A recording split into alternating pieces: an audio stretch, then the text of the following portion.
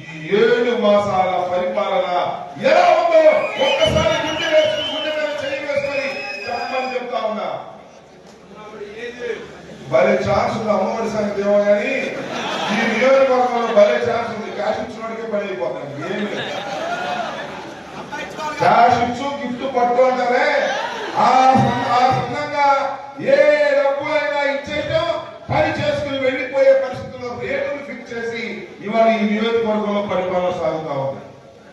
నేను మొన్న ఎవరు అడిగా,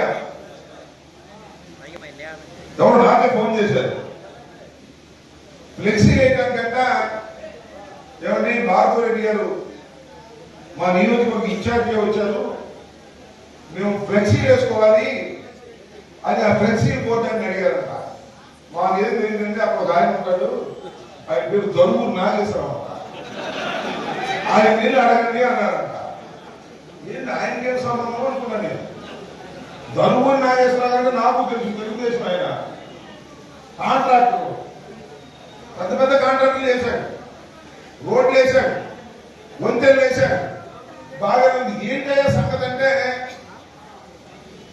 ఇక్కడ ఉన్న కమలాలక్ష్మి గారు నియోజకవర్గాన్ని కాంట్రాక్ట్ చేశారు. ఏదైనా ఆయనంట, ఇంకెవరు ఇంటికి వెళ్ళవలసిన అవసరం లేదంట. మరి నీ దుమ్మదిగా రోడ్లు కాంట్రాక్ట్ ఇవ్వడం చూసాము,